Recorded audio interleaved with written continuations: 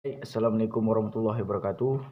Nama saya Muhammad Alamin, NIM 12004135998. Dalam kesempatan kali ini saya akan membuat video tentang hukum Islam Asia Tenggara yang pertama di Indonesia dengan dosen pengampun Bapak Dr. Henry K. SHI MSI. Baik, hukum Islam di Indonesia sebelum masa penjajahan. Sebelum hukum Islam di Indonesia masuk ke Indonesia, rakyat Indonesia mengadili hukum adat yang bermacam-macam sistemnya. Sangat menjemu sifatnya, berpengaruh agama Hindu dan Buddha sangat kuat terhadap hukum adat rakyat. Hukum Islam diterapkan pada beberapa kerajaan Islam di Indonesia, di antaranya Kerajaan Samudra Pasai, Kesultanan Cirebon, Kerajaan Demak, Kerajaan Aceh, Darussalam, Kerajaan Banjar Kalimantan Selatan, Kerajaan Banten, Kerajaan Makassar, Sulawesi Selatan, dan Kerajaan Mataram.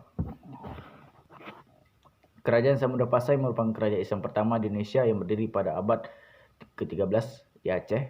Sultan Samudra Pasai adalah seorang Muslim yang baik yang menerapkan hukum Islam dengan mazhab Syafi'i. Kerajaan Samudra Pasai juga mengenai adanya lembaga keagamaan, yakni Qobbi, seorang hakim yang membuat keputusan berdasarkan syariat Islam, dan mufti mengenai dan menetapkan syariat Islam dalam suatu masyarakat.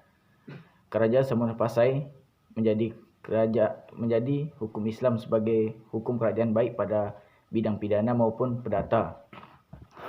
Hukum Islam ditetapkan pada beberapa kerajaan Islam di Cirebon, di antaranya Kesultanan Cirebon, Kerajaan Demak, Kerajaan Aceh, Darussalam, Kerajaan Banjar Kalimantan Selatan, Kerajaan Banten,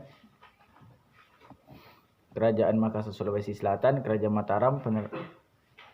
Penerapan hukum Islam sama seperti Kerajaan Samudra Pasai meliputi Qobbi dan mufti dan mazhab Imam Syafi'i.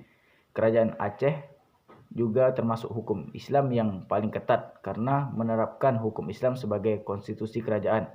Konon mauqutan alam, bahkan Iskandar Muda menerapkan hukum mati, rajam, hingga larangan riba.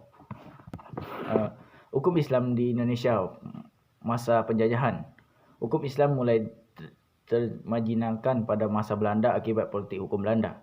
Hukum Islam pada masa penjajahan kolonial Belanda dapat diklasifikasikan ke dalam dua fase. Pertama, Belanda memberi toleransi penuh melalui VOC dengan memberikan ruang bagi hukum Islam untuk berkembang secara penuh. Kedua, penerimaan hukum Islam oleh hukum adat merupakan periode ketika hukum Islam baru bisa diterima apabila diterima oleh hukum adat. Tujuan Belanda pada masa fase kedua adalah untuk menerapkan hukum Belanda, sedangkan hukum Islam pada pemerintahan Jepang tidak mendapatkan perubahan. Jepang mengambil keputusan untuk mempertahankan beberapa peraturan yang ada. Ketiga, hukum Islam di masa setelah kemerdekaan.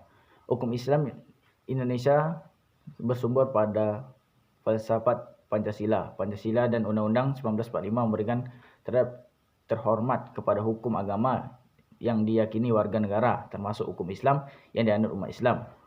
Hukum Islam disandingkan dengan hukum positif Pancasila dan Undang-Undang 1945 tidak lepas dari ajaran Islam dengan konstitusi Indonesia mengakui tiga sumber hukum, yakni hukum barat, hukum Islam, dan hukum adat. Hukum Islam dapat dikonteks bernegara baru dapat diakui setelah dipositifkan melalui perundang-undangan.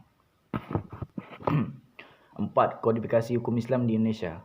Terkhusus untuk kita di Indonesia ini, setelah mengkodifikasi hukum Islam yang disebut dengan kompilasi hukum Islam di Indonesia, Bastanul Arifin adalah seorang pertama penggagas perlunya pembuatan kompilasi hukum Islam tersebut pada tanggal 10 Juli 1991 melalui instruksi Presiden nomor 1 tahun 1991 yang berbunyi kompilasi hukum Islam telah lahir dan dapat diberlakukan.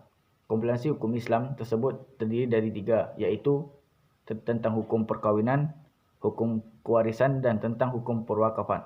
Meskipun telah banyak hukum Islam yang masuk menjadi hukum nasional dan diterapkan sebagai mestinya hukum positif, namun melabelkan dengan nama hukum, misalnya